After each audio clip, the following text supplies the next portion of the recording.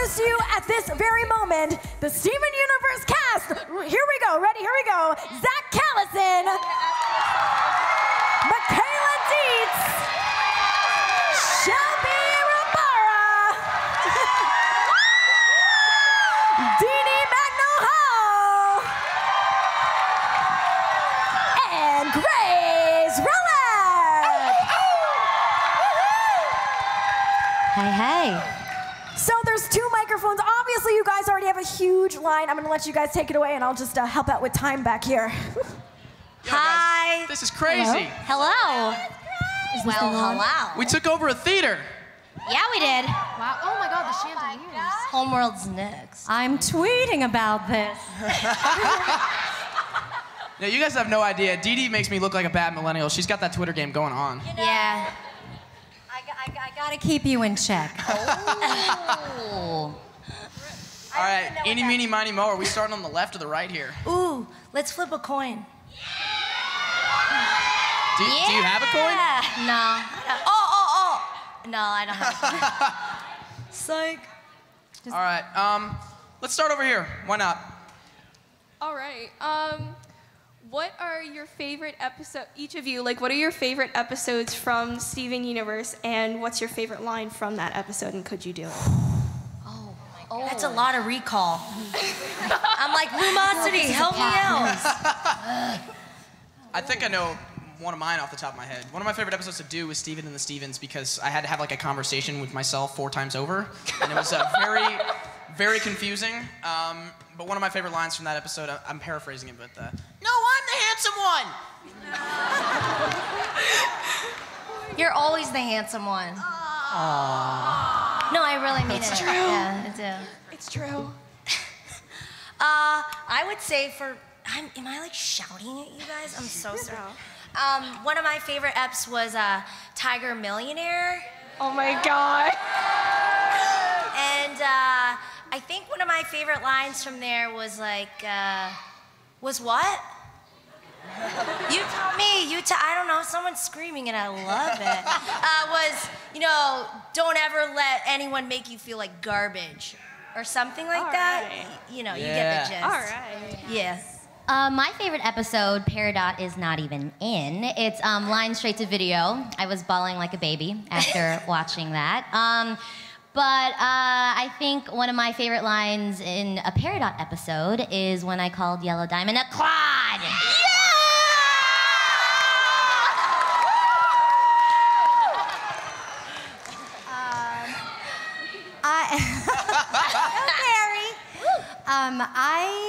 I have a special place in my heart for Rosa Scabbard.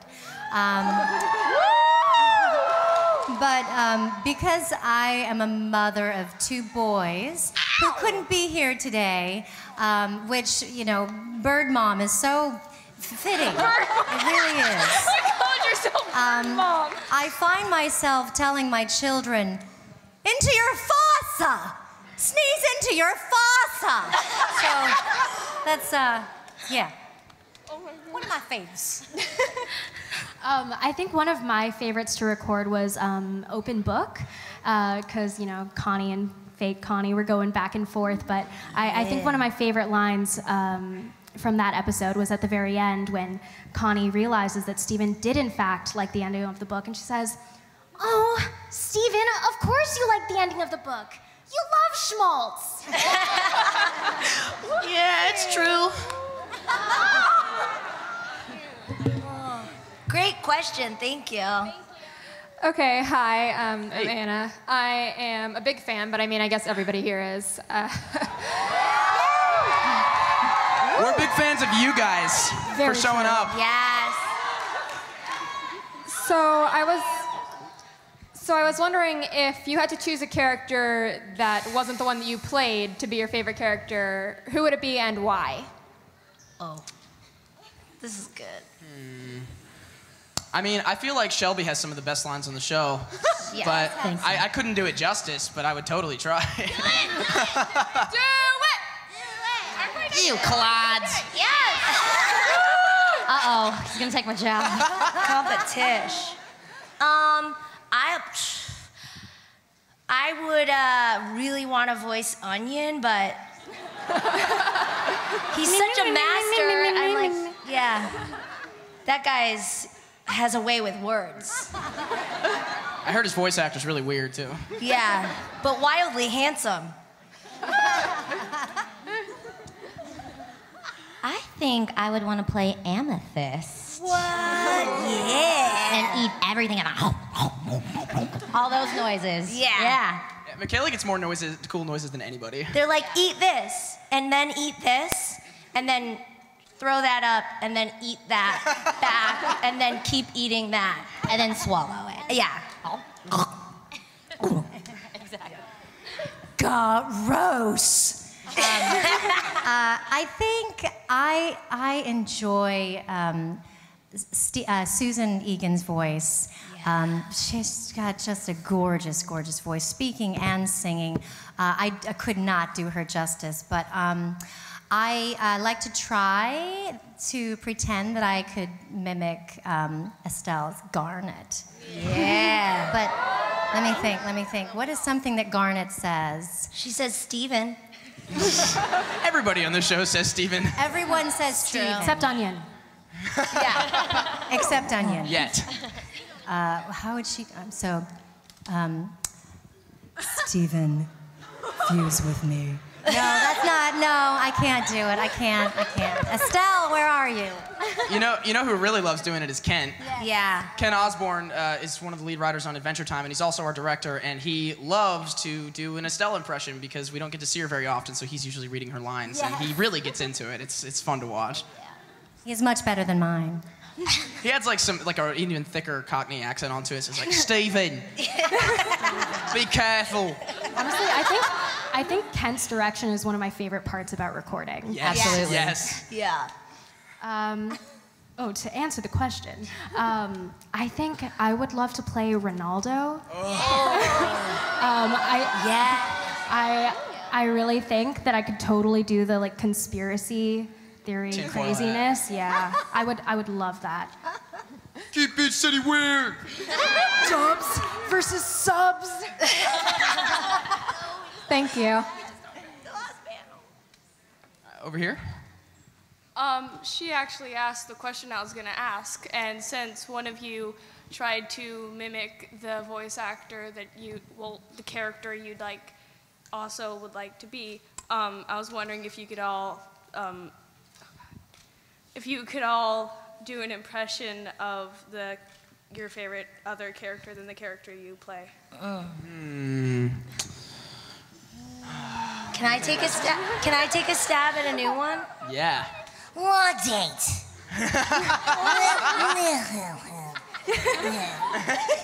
I approve. Thank you. Master, Genpai noticed me. Hey guys, Great. who am I? Stephen. Who? Whoever could that be? It could be all of us. I might take a stab at Amethyst. Please do it. Womp womp. Womp womp.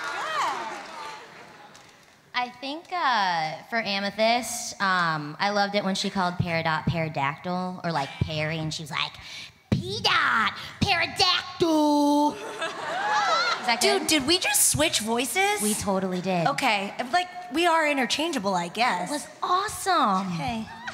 One episode, you should just switch and see who notices. Yeah. Yeah, we'll get most of them in on it. They'll be like, Michaela, you're looking a little more Filipina today. Shelby, you're appearing a little more Korean. This is weird. Yes. Okay. Like the look. I'm gonna try. When Garnet and Amethyst fuse. What is the name of that character? Sugilite. Sugilite. I'm gonna try Sugilite. Hey, Steven, get a load of this. Dude. How great was Nicki Minaj? She was amazing. Mad respect. I love how I asked. All right, I believe we're over here now. Next. I would like to ask you. Oh, by the way, you guys are amazing. So great job out there. But I would like to ask you, which are your favorite songs out of Steven Universe, and if you could sing a part of it.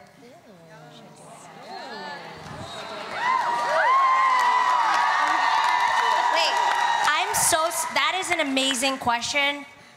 I'm so sorry to interrupt. I'm so hungry right now. I'm like, hungry. Yes. Michaela, you are always hungry. Ow. I mean, I could check if I have some rations in the pocket of my jacket. Oh, he's a frozen treat with an all-new taste, cause he came to this planet from outer space. A refugee of an interstellar war, but now he's at your local grocery store. Cookie Cat is a pet for your tummy. Cookie Cat, he's super duper yummy. Cookie Cat, he left his family behind. Cookie Cat. Now by Will Gurgles off Route 109.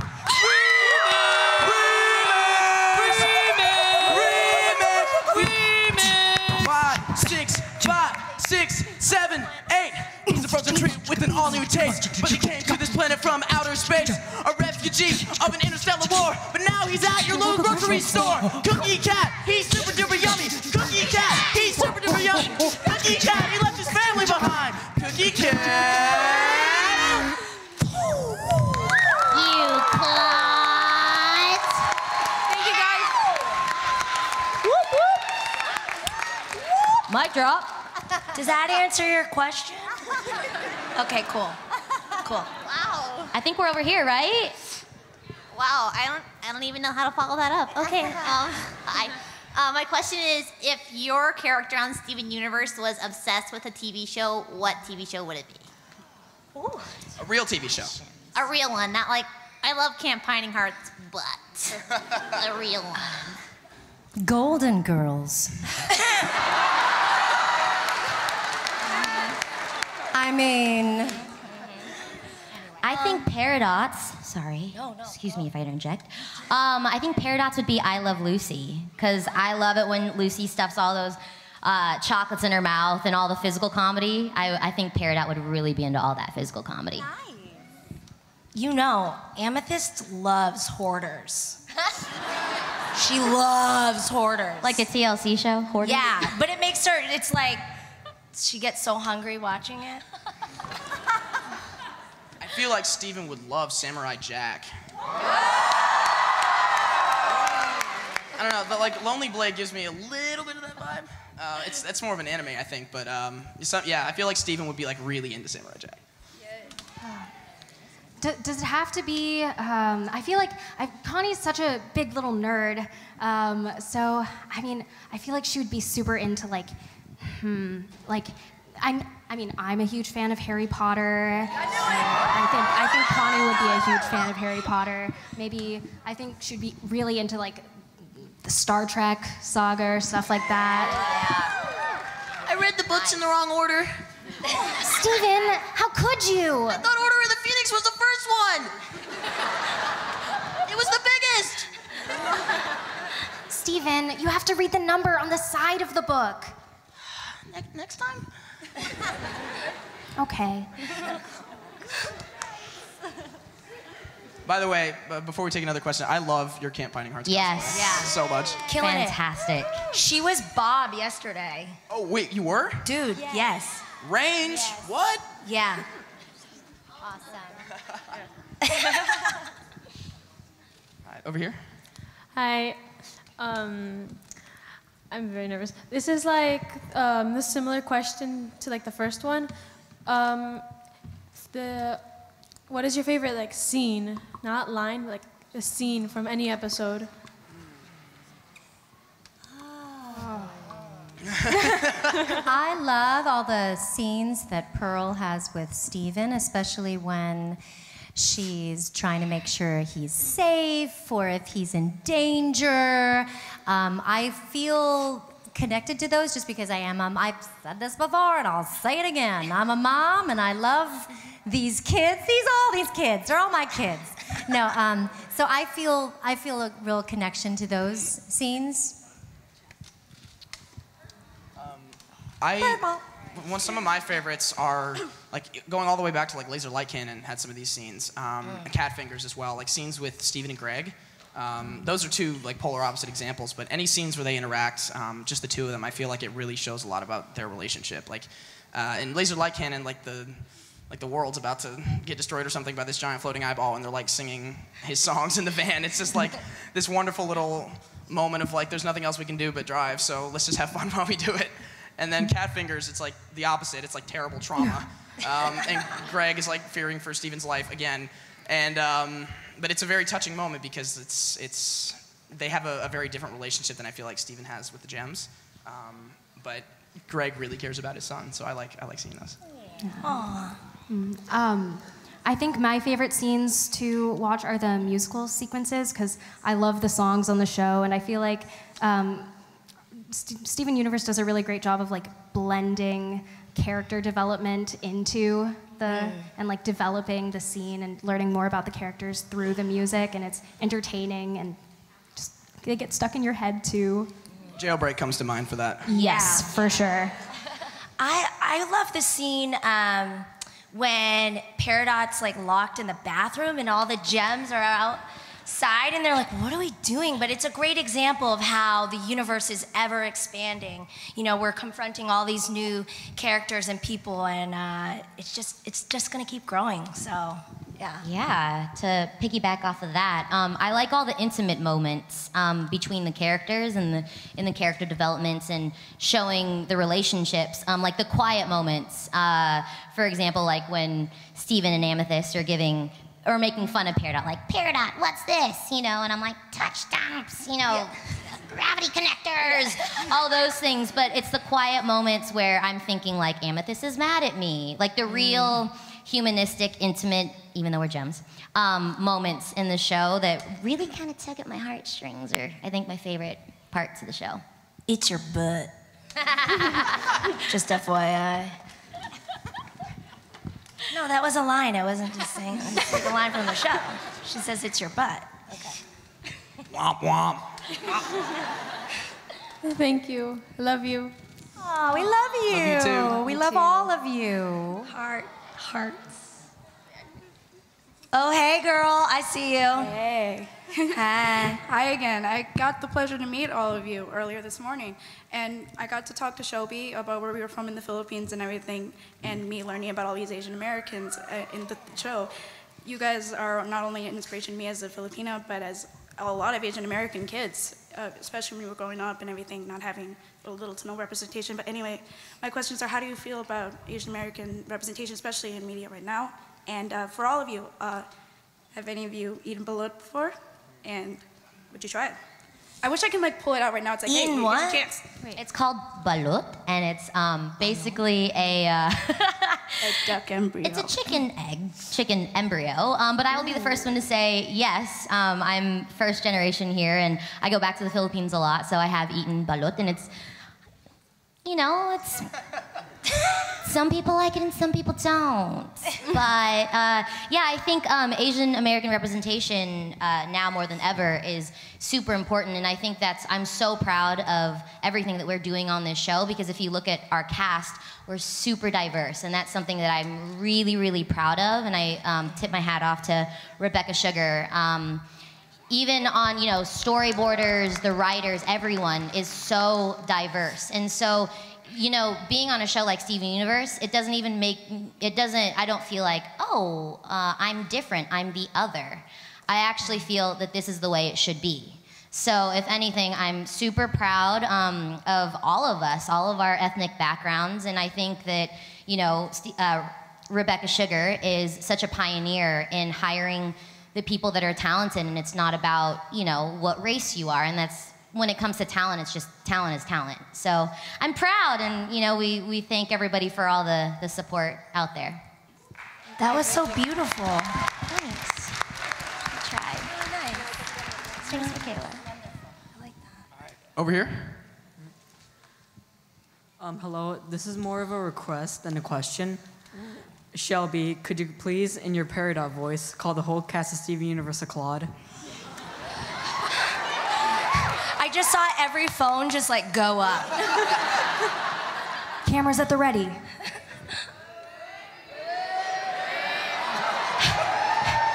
By the first names? Okay, I'm gonna do this. Zach, Michaela, Dee Dee, and Grace. You all are muddy-ruddy quads beneath my gravity connectors! Did I do okay? That cut deep, Shelby. I didn't mean it. I feel a little really wounded. Ouch. I was really saying I love you. Okay. Ouch. It's okay, buddy. It's okay. Get him next time, champ. Okay, thank you so much. We're here? Hi. Two things. One, can you say lion in the Steven voice?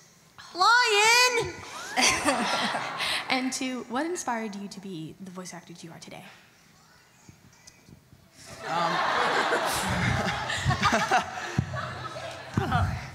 I mean, I've always had a love of performing. I started singing and acting when I was 7, and voiceover was a total accident along the way, but it has treated me very well, and I love it just as much as everything else.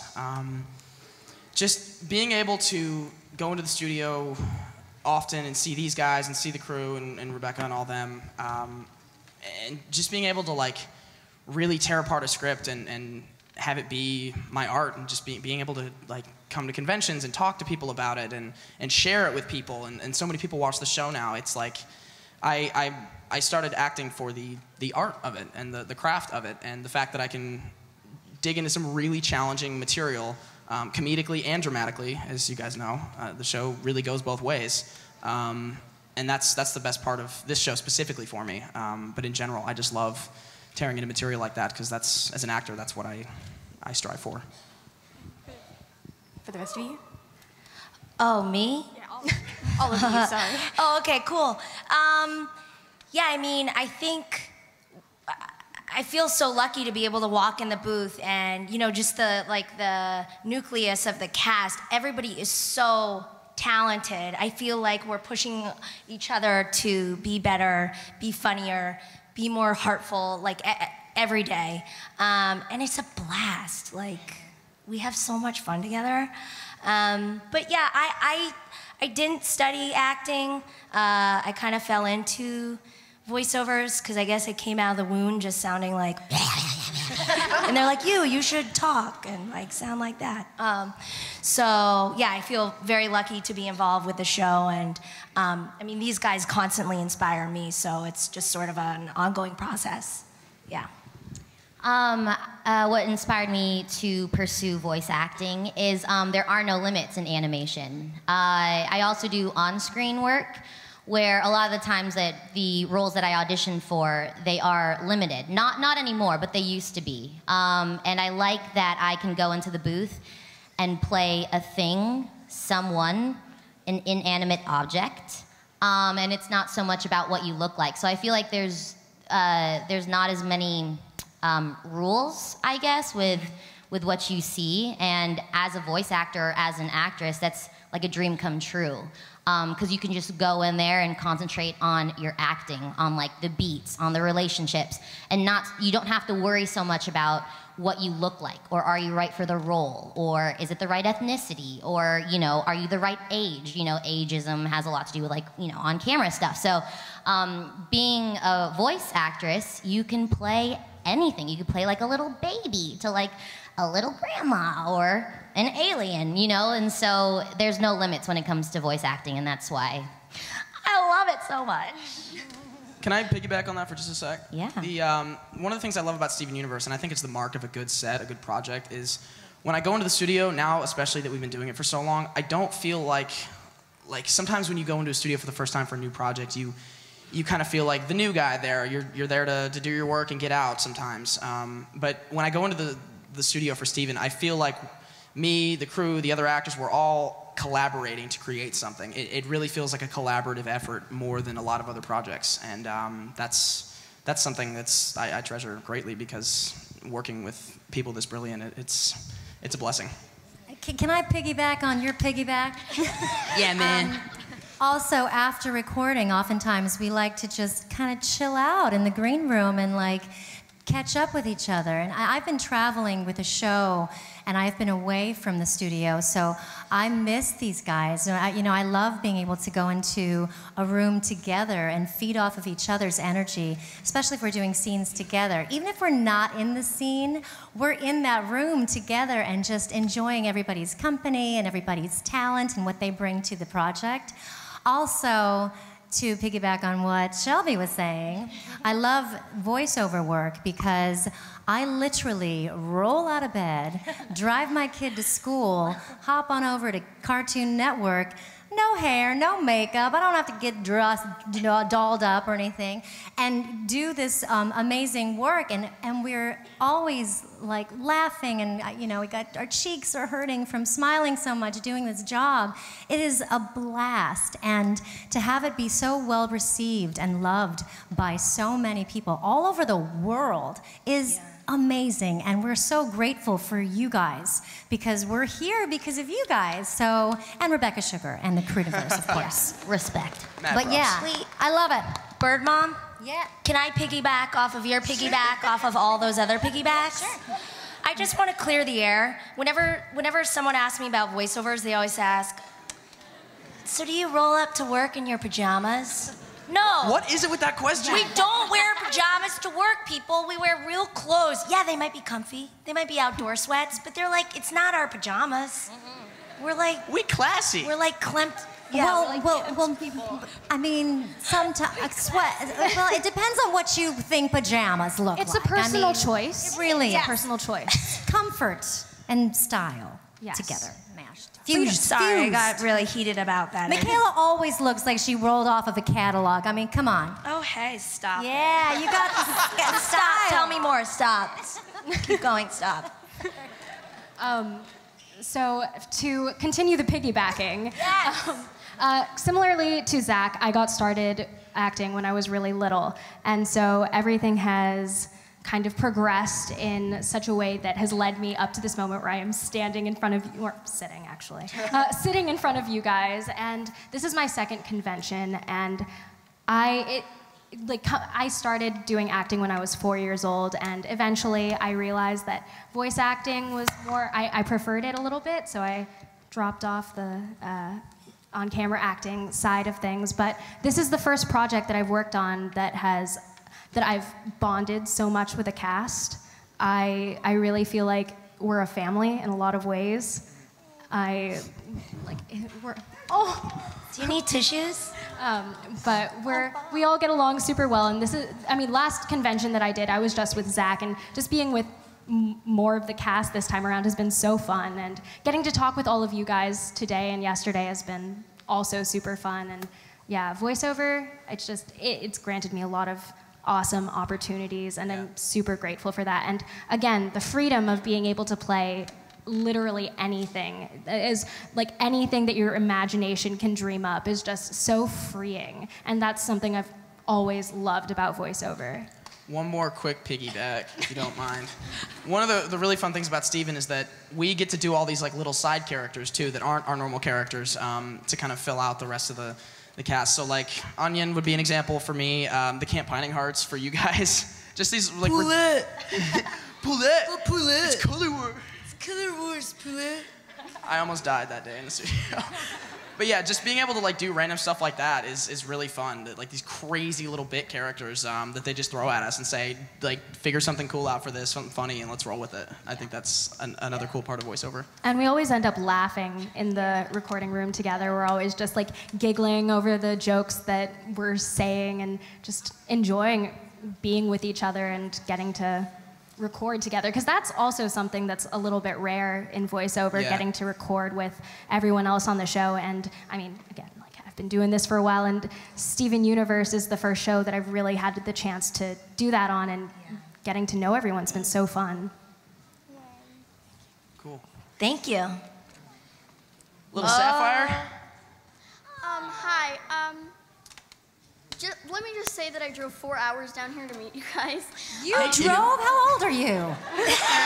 My goodness. She's got future vision. She doesn't even need to see above the steering wheel. What was your knows where she's reaction going. when you figured out that Steven was actually 14? like for how small he is. Hey, small but mighty. I thought it was cool because, I mean, it showed that Steven was getting older, and one of my favorite parts about playing Steven is that we've kind of grown up alongside each other.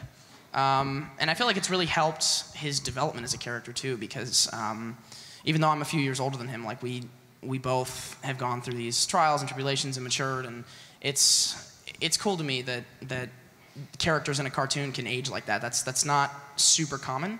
Because my voice changed during the middle of production for Steven Universe, which was a huge obstacle for me.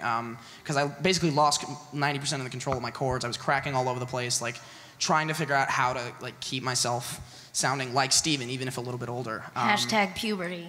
Yeah. It happens to the best of us. Hashtag reality.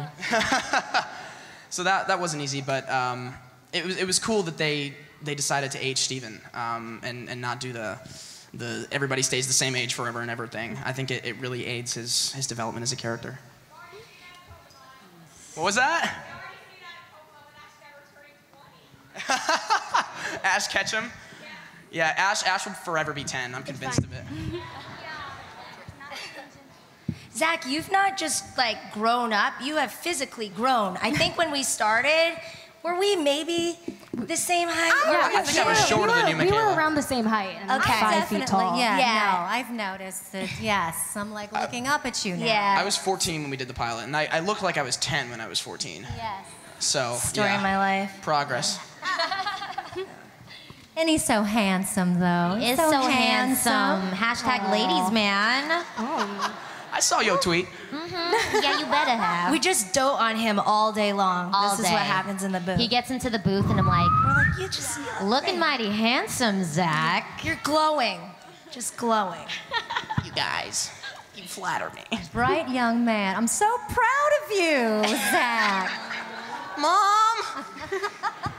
Should we answer another question? Yeah, we have long lines. Bing bong, let's move it along. I think I see a lion over here. Hi. Hi. I'm really nervous. Oh my God. Me too. You look great. Thank you. Thank you. I worked on this all night. So Fantastic. It is. It looks It's great. awesome. Very flattering. I love you guys, first of all. Peridot is my absolute favorite. And I have a lot of questions, but I'm going to ask the one that I've thought the most on. So, Steven's dad, Greg, everyone always says that he's nothing but a deadbeat, that he never actually cares about his son. I see a lot of discourse about it, and it really bothers me because he's basically the one that Steven learned to love from. Greg is he is the person who cared most about Steven.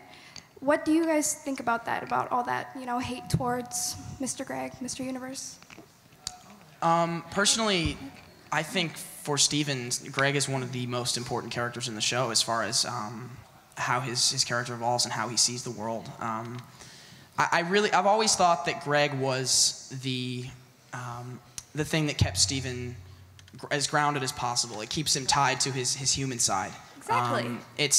When they're together, it's never about magic. He's not into any of that. It's just father, son, spending time with each other. And he obviously cares about him. He's very protective of him.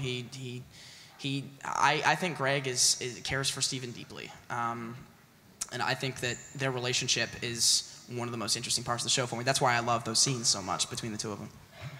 Yeah, additionally about Greg, I really like the kind of bond, and the relationship between Connie and Greg is really cool to me because they're both the complete humans of Steven's life, and they both kind of bond a little bit over that relationship to Steven kind of being normal but being completely involved at the same time.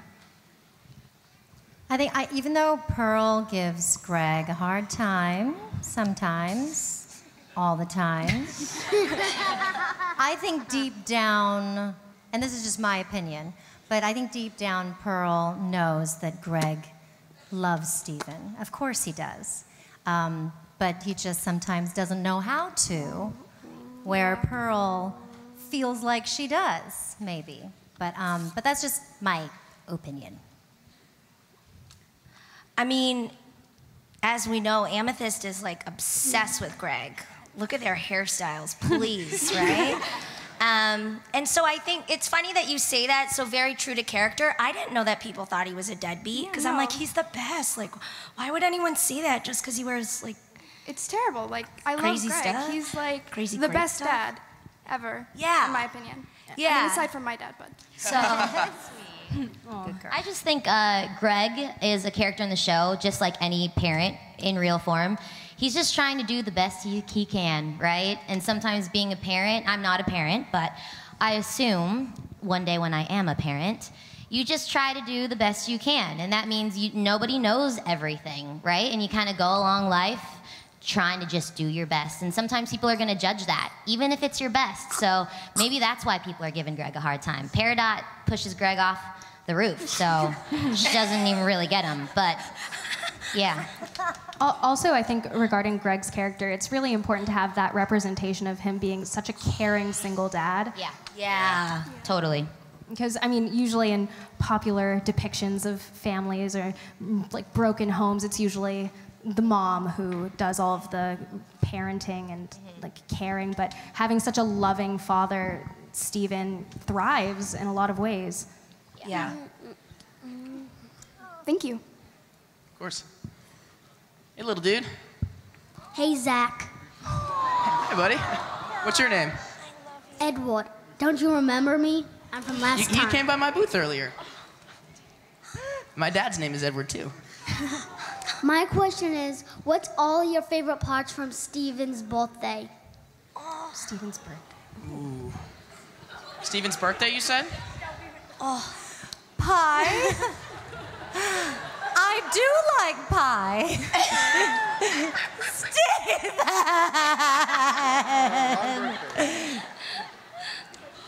If we're talking, what is the name of that episode? We renamed it like 5 So times. many birthdays? So many birthdays. So many birthdays. I got So to. many. That was one of the first times I really got to do other voices on the show besides Steven, because when Steven aged and like became a baby and became like decrepit, I did all of those. Amazing. and He's amazing. It was really fun. I did not know this was happening until like a couple days before the recording. I was like freaking out. Like, this is, how am I gonna do this? But it worked out, and it was really fun. I loved that aspect. And that episode is like terrifying in the final version just to watch. So I also really like the professional beach hunk shirt. it's one of my favorite pieces of merch to this day. Hey, Edward. Which way to the baby war?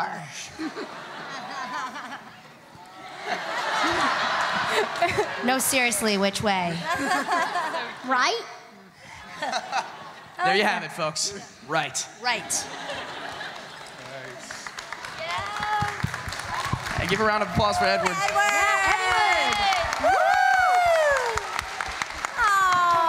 Also, do you want to come home with me? You're so fun.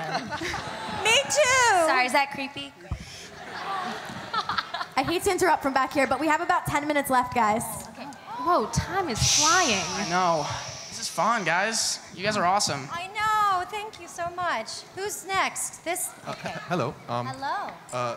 Just a side note, Didi, I found your channel that you do with the voice actor for Lapis, where you sing all the songs and stuff. That's amazing, I think. Oh, that's not me. What is this channel? I'd like to tune in. Is there an imposter? I don't remember the name. It's Beady Bagno Ball. It's Dee Dee Mango. It's How Magno, by the inconspicuous. way. I like mangoes. Nothing against mangoes. And the question, this is, I guess, all you guys could answer it, but this is kind of like a Grace and Zach question. What do you guys think of the progressive relationship between Steven and Connie throughout the series?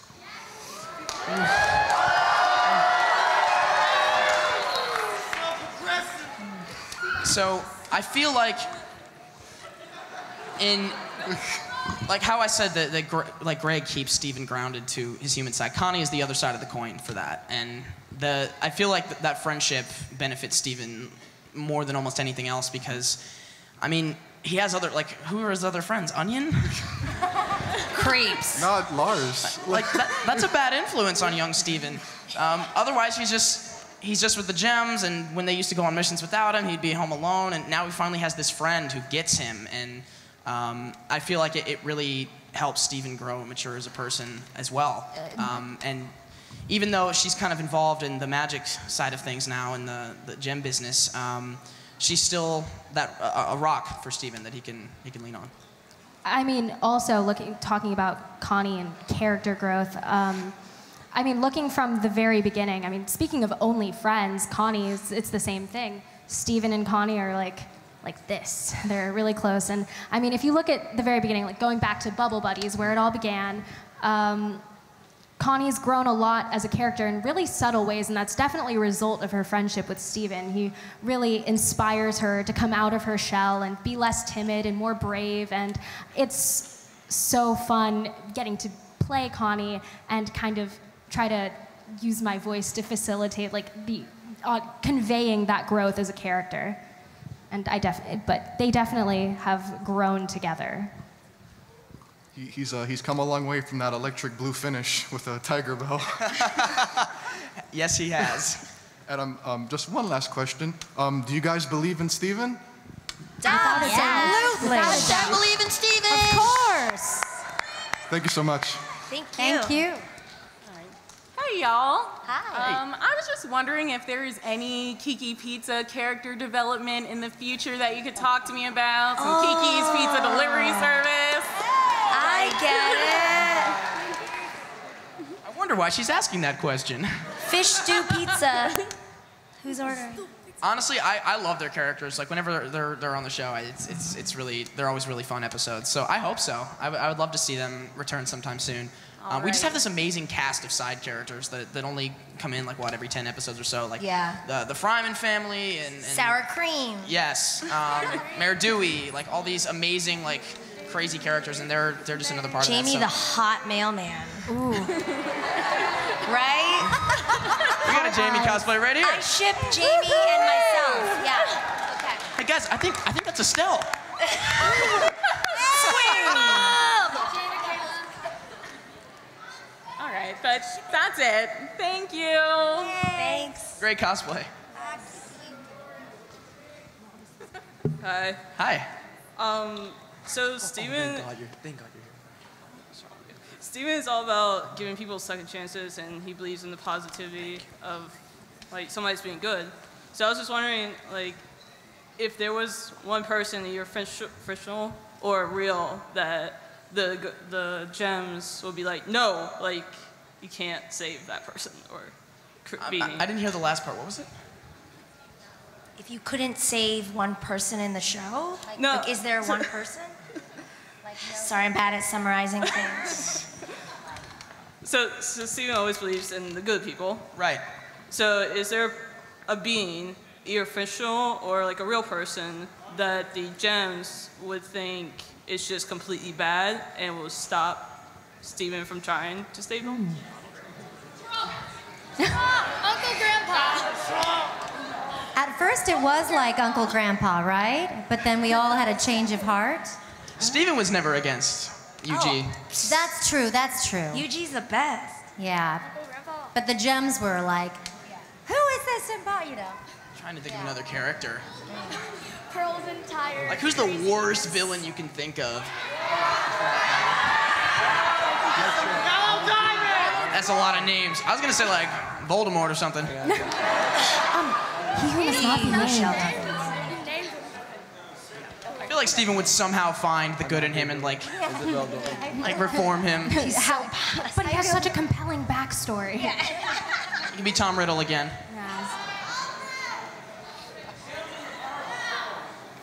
Oh, him from the Powerpuff Girls. Yeah, I think you're right, dude. Him freaked me out as a kid. Do we have time for a few more questions? We have 5 minutes left, so maybe another question or two. Good question. Well, Steven Universe is obviously known for what makes the show great. It's really real, and that's why you have such like a unique audience, because it identifies with a particular set of people, or a more like a realer set of people, I guess. This question's more for you guys than like about the show. Out of all the moments, like heartfelt moments that the show has created and has done, all like the problems and trials.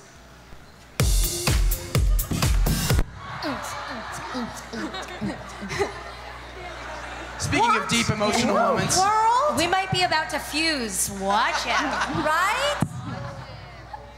So yeah, out of all the stuff that's happened in the show, as you guys, as individuals and as human residents of planet Earth, what moments do you guys relate to the most?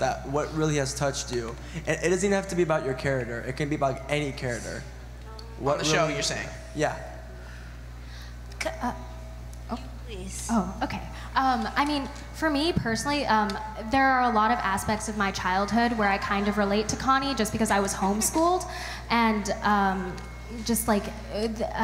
forget the name of the actual title of the episode, but when Steven is avoiding Connie because he doesn't want to hurt her, that was a really emotional scene for me to record, just because, I mean,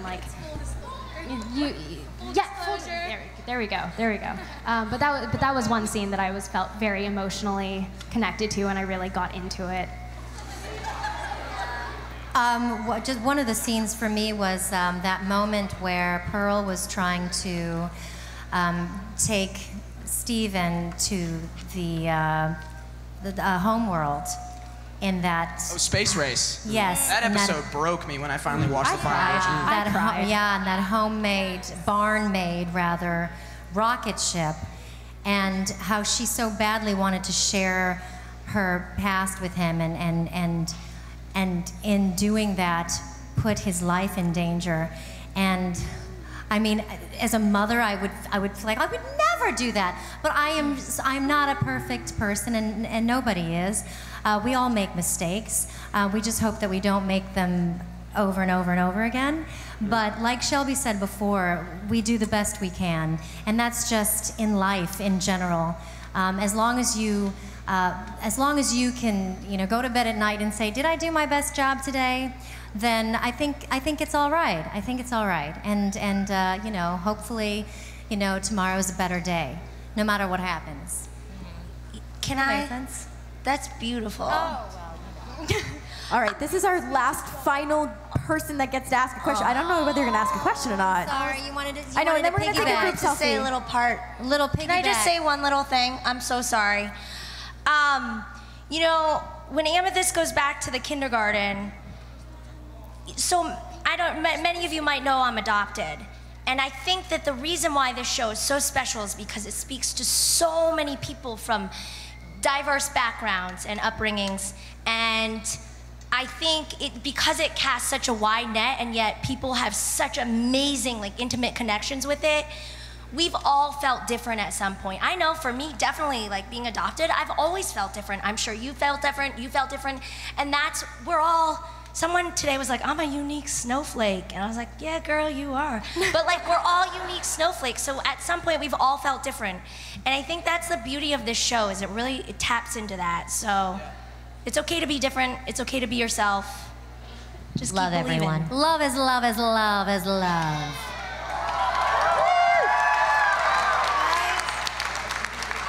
Sorry, I didn't mean to cut you off. No, I'm just getting from the higher ups, but let's do the final one. Yeah, we're on that time. Hey. So, I met with you guys before, and I know I've talked about with a few of you with what I'm about to do with you guys. Hit it. And so, could you please join me in singing the full theme song to Steven Universe? Yeah. Group sing-along.